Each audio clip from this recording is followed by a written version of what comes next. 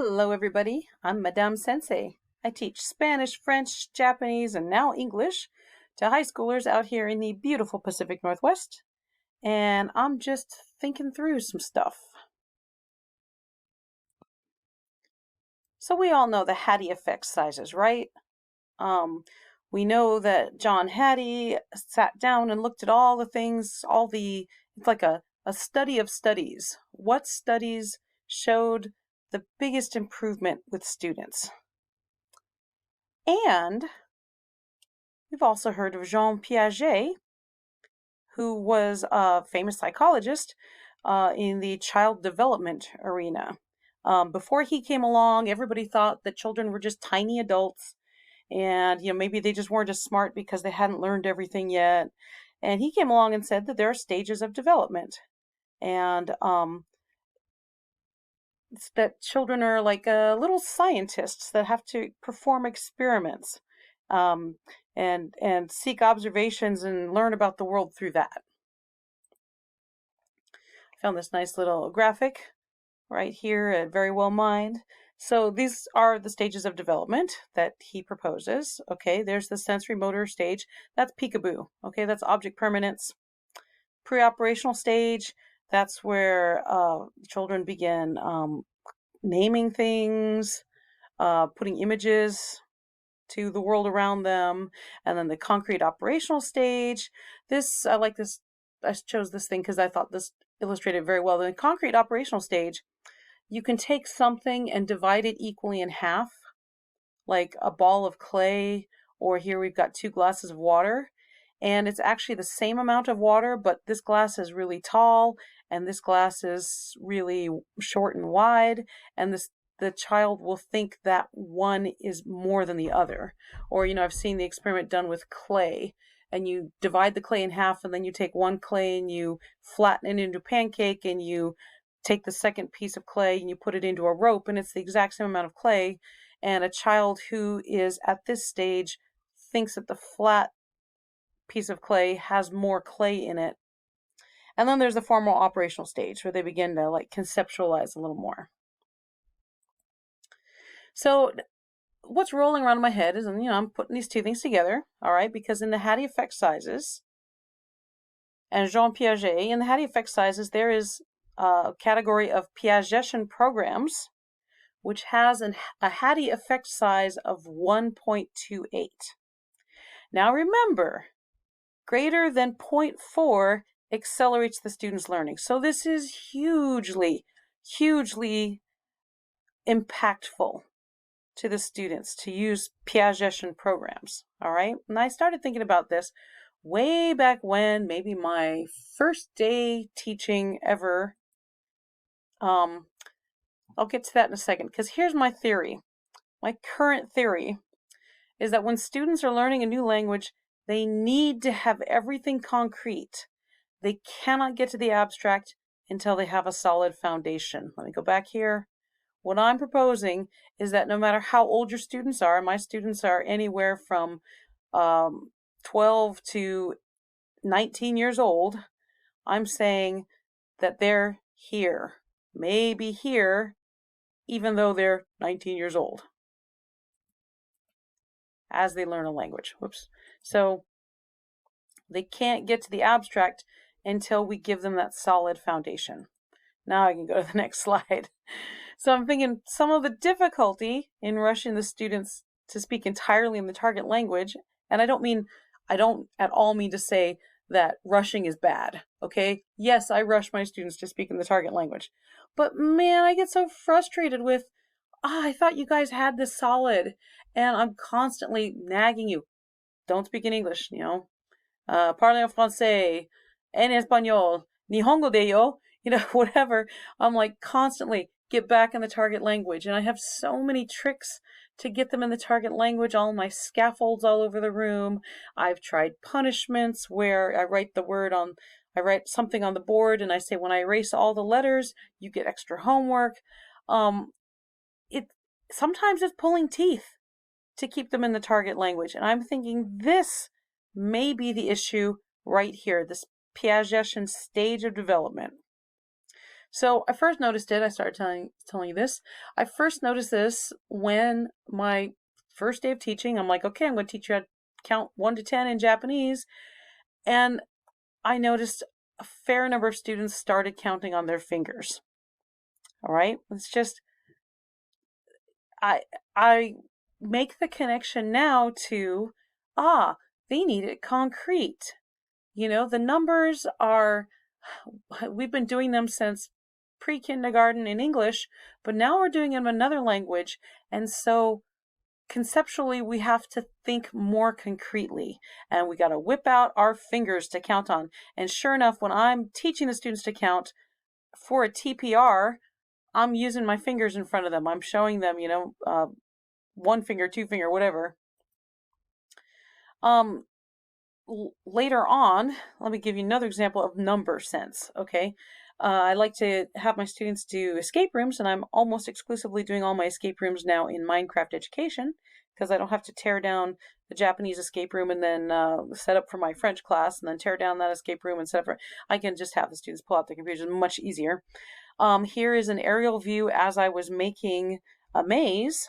Don't worry about it. The light green went away. This was just me making sure that I knew what path I was on when I was down in the maze, because I was in the weeds putting all these signs. Every single intersection has a sign, and the sign has a math problem on it. And they are the silliest, easiest math problems. 3 plus 5, 2 plus 2, 5 minus 4. I mean, they're really easy because I just wanted the students reading numbers, because I knew that they couldn't really spell numbers. Okay. And there are my students playing, and I was like, oh, hold on, I'm just going to walk around with the camera. Don't worry, I'm not filming your faces. And I just took a lot of pictures of them, because many of them whipped out pen and paper to do 5 plus 3. And I think it's entirely because of the need to have it concrete as they were learning numbers. Let's just put total physical response entirely in this category. Okay, it needs to be concrete, and so we are deliberately adding some physical movement to help scaffold the students to understand an image of the vocabulary that we're using. Okay, next example I have is I like to use Zipf's law, which says that your most frequent verbs are the majority of the language. So if you can teach your students the high frequency words, it doesn't matter that they don't know anti-disestablishmentarianism. They can circumlocute around that, and they can learn it later, but they can do so much with the high frequency words. So to that end, I always teach my students the top 50 verbs in whichever language, top 50 verbs by frequency, and the students get really good at it because we have weekly quizzes and we build it up. First week is 5 verbs, second week is 10 verbs, so they should have gotten the 5 verbs right the week before, and now we're only adding 5 more. Next week is 15 verbs, should have gotten 10 right the week before, now we're only adding 5 more. So they're really solid on their top 50 verbs. And I do give weekly conjugation quizzes. They're just really quick conjugation quizzes, and I let it be open note because really I just want the students to internalize what a conjugation chart is. And so I thought, oh, I'm going to be nice to them because they're rifling through their notes and everything. Let me just give them some kind of graphic organizer that they can use for our weekly verb conjugation quizzes. And so I just gave them this, I just dumped all the words on the sheet, and I was like, we'll have a little fun with it. We'll play a little game. I was like, put these in order, put these in alphabetical order. And my students immediately, I did not tell them to do this. They wrote the alphabet on top. Like, here, I don't know if you can see this one, really tiny. Up here, okay. Up here. Like, all the students wrote the alphabet on top of their paper. This student, I loved this. She color-coded everything. So that's like even more concrete. But about this time, I was like, yeah, there is really something to this hypothesis like is rattling around in my brain right now, and I want to know how to leverage it. There is a book I really love called The Strategic Teacher by Silverstrong and Perini, Thoughtful Education Press, and they have one part in it where they talk about inductive learning. And now I know I said in my first book that I tried this and I was never going to do it again because it was just a total disaster because it didn't do what I wanted it to do. The students could not keep them in the target language, absolutely could not keep them in the target language, even though I'm pacing around the room, breathing over their shoulders, pointing out the scaffolds in their room, just could not keep them in the target language. And in the end of it, they couldn't really remember the vocabulary that we'd been working on any better than, like, I have other techniques that they can learn the vocabulary much quicker. But this, I was very frustrated with it and I was very disappointed and I said, nah, never again. Well, okay, so I've done it a million times since then. I keep trying it. I keep coming back to it because logically I feel like there's something there. There should be something that it seems like it should work. Why isn't it working for me? It must be because of something I'm doing. Maybe if I could just figure out the secret to it, there's one quick trick that will make it work. So I do keep coming back to it, even though it's a ton of work, because you got to take all these words and cut them out and everything. This was way too small, and I even color coded this one and it didn't work. This was a good size right here. This is a better size. This is the perfect size. This is easy for me to cut out, and the students just have to basically they're sorting, but they're making their own decision. So here's what I did for, this is a French thing. I just have these circles here. This is one I did it really small. And hey, sort these words however you want to sort them, and then name your category.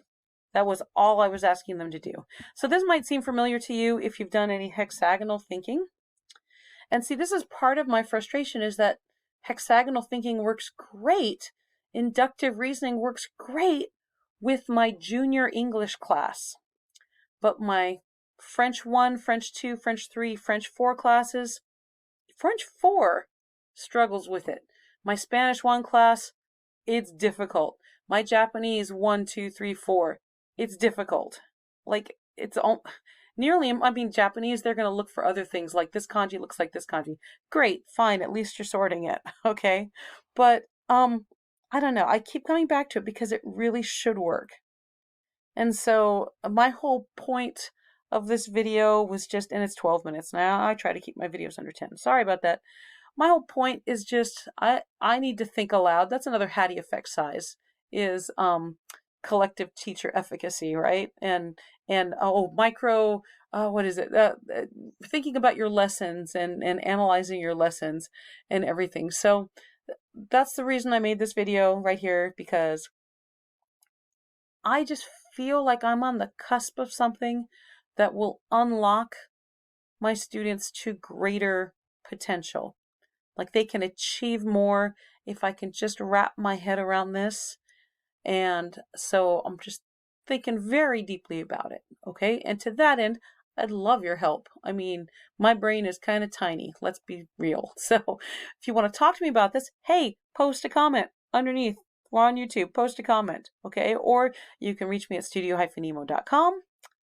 I'm hanging out at Roxem now, Minecraft Education Ambassadors, or the Minecraft Teachers Lounge, or the Duolingo Educators Network. Help me flesh this out, because I think there's something really big here.